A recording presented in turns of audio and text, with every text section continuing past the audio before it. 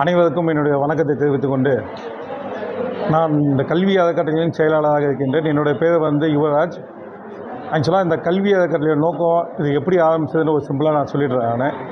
நம்மளோட 1927 முதலாக ஒரு சமுதாயத்துக்குன்ற ஒரு சங்கம் ஆரம்பித்தது பார்த்திங்கன்னா நம்ம தெலுங்கு செட்டி மகாஜன சங்கம் தான்.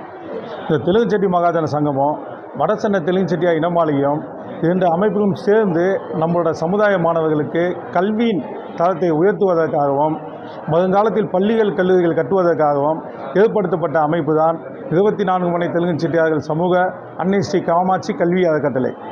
இதோட நோக்கம் என்னென்னா, நம்மளோட ஏழ்மையான இருக்க மாணவர்களுக்கு வந்து நம்ம சமுதாய மாணவர்களுக்கு வந்து கல்வி தரத்தை உயர்த்தணும்னு தான் ஆரம்பிக்கப்பட்டது. அதுக்கோசம் வந்து நம்ம என்ன பண்ணோம்னா, இந்த வருடம் முதலாக வந்து ஒரு 10 மாணவர்களுக்கு முழு ஆண்டு கல்வி கட்டணும்னு சொல்லிட்டு ஒரு பிளான் பண்ணி வெளியில் வந்து நம்ம சமுதாயத்தை சேர்ந்த ஸ்பான்சரை வந்து அப்ரோச் பண்ணோம். அப்படி பண்ணும்போது தான் நம்மளோட அதிபர்பு அவர்களை வந்து மீட் பண்ண வந்து நமக்கு வந்து ஒரு சந்தர்ப்பம் கிடச்சிது.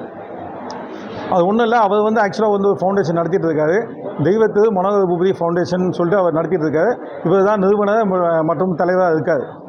அப்படி அப்ரோச் பண்ணும்போது அவர் எடுத்த உடனே சொல்லிட்டார், ஒன்றும் கவலைப்படாதீங்க, நம்மளோட அறக்கட்டளையும் உங்களோட அறக்கட்டளையும் சேர்ந்து நம்ம வந்து ஒரு வளர்ச்சி பாதையில் வந்து கொண்டு போவோம் அப்படின்னு சொன்னார்.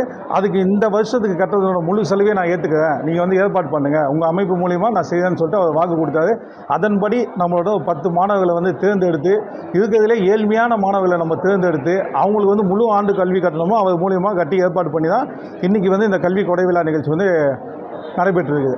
அதனால் அவருக்கு வந்து நம்ம கல்வி அறக்கட்டளை சார்பாக நெஞ்சார்ந்த நன்றி தெரிவித்துக் கொள்கின்றேன்.